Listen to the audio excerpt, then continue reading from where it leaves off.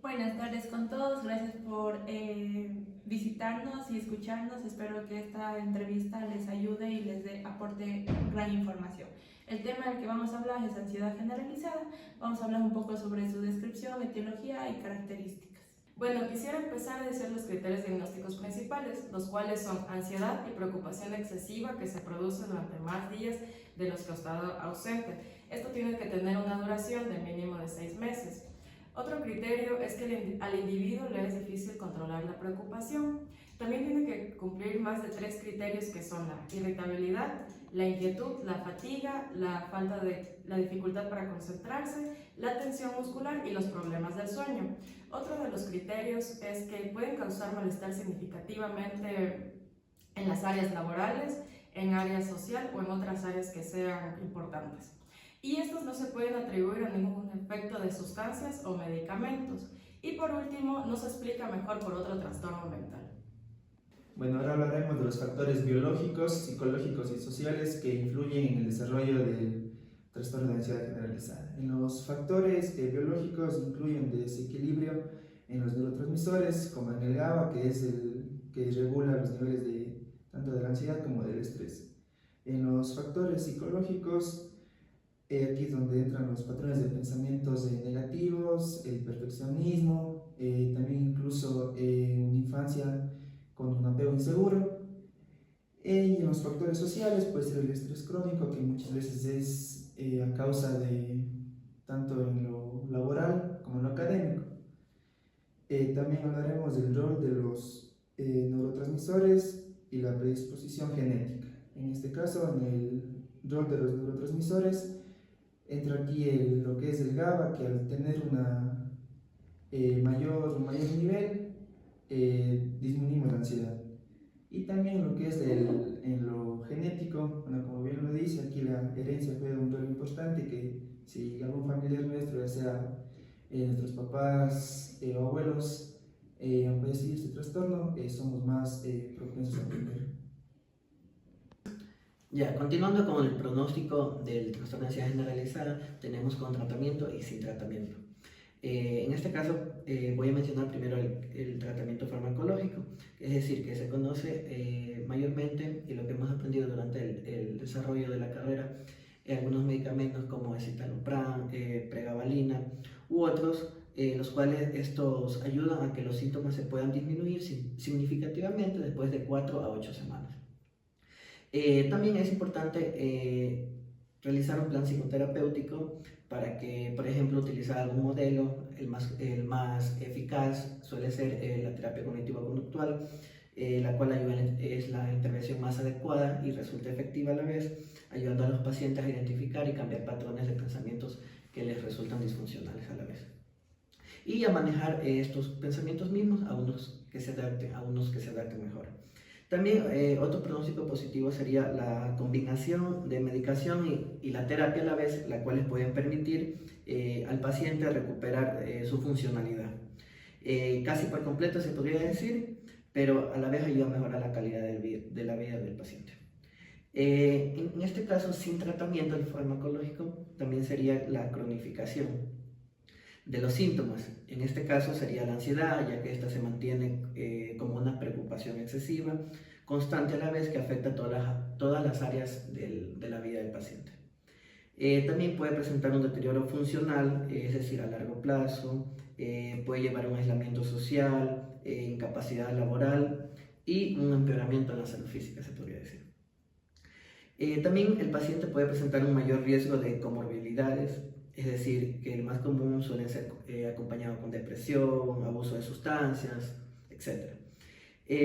A lo mejor también se podría mencionar un pronóstico reservado, el cual hace referencia a la calidad de vida del paciente, que va disminuyendo significativamente, y el impacto emocional y físico, que se puede volver acumulativo. Ahora vamos a empezar con la entrevista psiquiátrica acompañada con la doctora Alexandra Pangolo, trabaja en el Centro de Reposo de Adicciones y Psiquiátrico. Gracias. Muy buenas tardes a todos. Quiero dar la bienvenida a la doctora Alexandra Pangolo.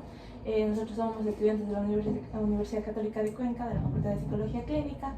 Mi nombre es Amy Rodríguez. Mucho gusto, doctora. Mi nombre es Rubén Arias.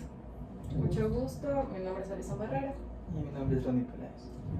Muy bien, el propósito de esta entrevista es hablar sobre lo que es el trastorno de ansiedad generalizada, tanto como su definición, etiología, factores clínicos y también lo que es su pronóstico.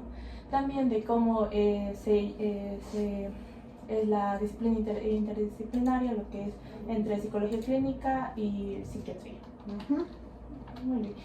Tal vez si nos podría ayudar con su presentación.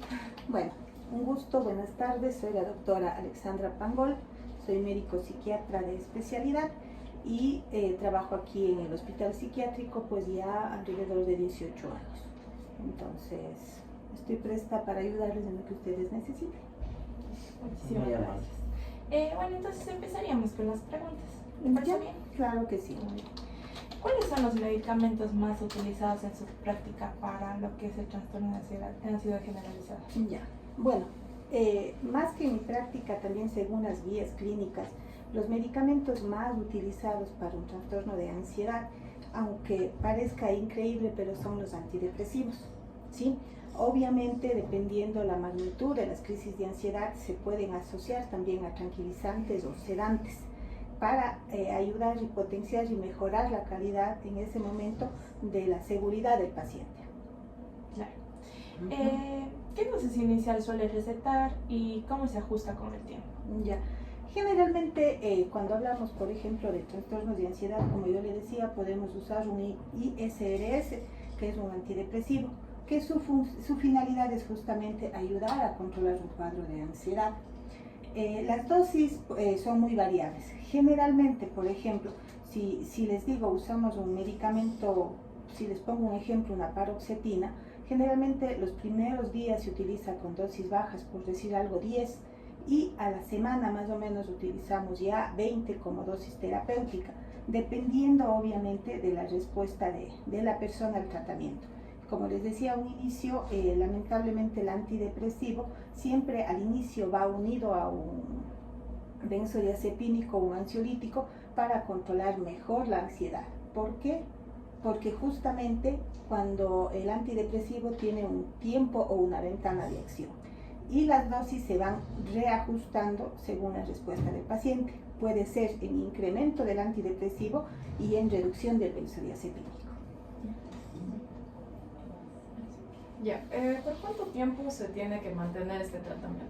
El tratamiento, a ver, para un trastorno de ansiedad, por lo menos se califica de 1 año y medio a 2. ¿Sí? Como digo, lo ideal es, si es que es posible, se logra únicamente con el antidepresivo, que sería el medicamento base para este trastorno. ¿Y al cuánto tiempo se ve una mejoría? Generalmente, como al inicio se utiliza, como les decía, con el benzodiazepínico, la mejoría puede ser inmediata, porque el benzodiazepínico o tranquilizante baja la ansiedad. Pero el efecto del antidepresivo, por ejemplo, para ya decir que está haciendo efecto sobre el trastorno, de 3 a 4 semanas. Ok, ¿y qué factores podrían estar influenciando en el tratamiento? Pueden influenciar de pronto negativamente, por decir, el dejar el tratamiento, el no aceptar su enfermedad o el de pronto disminuir por sí solo las dosis o peor aún, de pronto automedicarse en exceso. Todo eso puede influir en el tratamiento. A veces de pronto hay la creencia que tomo más me curo más pronto. No siempre funciona así. Y a veces obviamente, digamos también la red familiar, si es que la persona tiene o no conciencia de su problema y el apegarse y el apego adecuado al tratamiento. Listo. ¿Y cuáles son los efectos secundarios más comunes que presentan sus pacientes? El más común suele ser a veces somnolencia. ¿Por qué? Porque como de pronto es una persona que no estaba acostumbrada o no estaba bajo régimen farmacológico, las primeras dosis suelen generar un poco de somnolencia, a veces están decaídos, a veces incluso dicen tengo como sensación de pesadez, pero es por el mismo medicamento. Muy raro, por ejemplo, a veces también puede darse una reacción alérgica por el principio activo del medicamento. Muy raro, pero puede presentarse. ¿Y cómo se manejan estos efectos secundarios? Bueno, por ejemplo, si el efecto secundario es mucha somnolencia, empezamos dándole o bajamos la dosis hasta lograr que se ambiente un poco más al medicamento y luego intentamos volver a subir. Si es que es alérgico, obviamente suspendemos ese medicamento, cambiamos con otra sustancia y usamos antialérgicos para bajar el efecto secundario. A veces también temblor. Y para eso obviamente podemos usar medicación que nos ayuda a controlar esas situaciones. ¿Y existen fármacos más tolerables que recomiendan en casos específicos? Más tolerables no, o sea, netamente la respuesta del fármaco va a depender de la tolerabilidad y respuesta de la persona. De pronto, por ejemplo, una persona toma la misma dosis que otra y es más sensible y tiene más efectos extrapiramidales o efectos secundarios. Y puede ser que la otra persona puede tomar el doble y no le pasa nada. O sea, ya depende de cada persona. Lamentablemente no podemos decir tal sustancia sí y tal no. Mi pregunta sería, doctora, desde su experiencia, ¿cómo beneficia esto al paciente? Es decir, un trabajo en conjunto con un psicólogo clínico y un psiquiatra. Bueno, el apoyo en cuanto a psicología clínica es fundamental, ¿sí? Lo que yo siempre recalco es el medicamento va a hacer su efecto. El medicamento nos va a ayudar a controlar la ansiedad. El medicamento, si es que tengo algún otro síntoma, por decir algo, no puedo dormir por la ansiedad, me va a ayudar a descansar. Pero el trabajo con psicología es fundamental. ¿Por qué? Porque efectivamente ahí es donde vamos educando al paciente, ¿sí? Dándole a conocer cuál es su enfermedad, cuáles son las otras alternativas y sobre todo el trabajo que dan desde psicología en cuanto a poder la misma persona trabajar con su entorno y con todas las dificultades que se le pueden presentar, ¿sí? Tenemos que tener claro que a veces para el trastorno de ansiedad pueden haber detonantes. Si se logra reconocer ese detonante, desde psicología tienen la particularidad y realmente es súper bueno el hecho de que podamos ir venciendo ese miedo y así controlando mejor. Es fundamental el trabajo en conjunto. Tal vez hay alguna estrategia que suelen implementar al momento de trabajar. Bueno, lo que nosotros, las estrategias más bien es estar siempre en contacto, tanto psiquiatra como psicólogo, ¿no? Porque no me puedo yo basar solo en lo que el paciente me venga y me diga, mi psicólogo me dijo esto, mi psicólogo esto, o mi psicólogo me dio el alta. De pronto a veces eso no sucede, pero lo que uno se puede implementar es de una buena comunicación, sobre todo con el compañero que estamos trabajando con esa persona, con ese paciente. Muchas gracias por su... También, siguiendo la misma línea, ¿cómo influye el trabajo interdisciplinario en la disminución de recaídas para este trastorno de ansiedad generalizada? El hecho de que haya un trabajo multidisciplinario ayuda a tener o a dar mayor seguridad a la persona, ¿sí? Porque justamente al nosotros hacer que se trabaje, ya sea de manera en su conducta, conductual, ellos van a lograr el aprender y el saber, por ejemplo, qué puede ser un signo de alarma, qué es lo que puedo hacer cuando ese signo de alarma sucede, o de pronto incluso puedo recurrir si es que necesito ayuda en ese momento para evitar justamente una recaída. El hecho de que ese sea una red de apoyo que la persona tiene es bastante positivo, bastante bueno. ¿Qué recomendaciones usted nos daría para fortalecer la comunicación entre ambas disciplinas, que sería psicología y psiquiatría? Bueno, una recomendación básica sería siempre ver por la seguridad y el bienestar del paciente, ¿sí? Tener en claro que nuestra principal función es asegurar el bienestar de esa persona. La recomendación sería esa, ¿no? Enfocarnos en el paciente y de pronto nunca pasa desapercibido de pronto alguna situación con el compañero, con el colega. Dejar al lado todo eso y realmente centrarnos en el bienestar de esa persona. Claro, porque a veces se conoce que mucho de que a veces como que tienen peleadas estas dos áreas, que es psiquiatría y psicología clínica. Así es. Hay a veces muchos compañeros psicólogos que de pronto, por ejemplo, no recomiendan por el uso de medicación, por decir algo. Y es también a veces viceversa, muchos psiquiatras que no ofrecen o no creen un apoyo psicológico e intentan trabajar cada quien por su lado. Eso no va a funcionar nunca. Claro. Otra pregunta, desviándonos un poco. Cuando usted da estos medicamentos, ¿también trabaja con la familia? Sí. En En el caso, por ejemplo, de que sean menores de edad, fundamentalmente sí, porque en este caso son los padres o los tutores los que tienen que llevar lo que es medicación. Si nosotros vemos que viene, por ejemplo, y casi en lo general vienen siempre con compañía, siempre a un inicio nosotros recomendamos, por decir algo, que el medicamento sea controlado por el familiar. ¿Sí? No puede ser el mismo paciente que controla lo que tomo, qué horas tomo y cuándo tomo, sino es del familiar. Una vez que nosotros logramos que el paciente haga conciencia, se estabilice, perfecto, podemos intentar ir dándole la responsabilidad de la toma del medicamento, pero eso es poco a poco, progresivo, pero siempre de preferencia es del familiar, al que se le explica y el que es el responsable del medicamento. Nunca entregamos, por ejemplo, si viene un paciente en crisis de ansiedad o con entregarle a él la receta. No, siempre se llama al familiar para poder explicar e indicar los posibles problemas incluso que puedan suceder.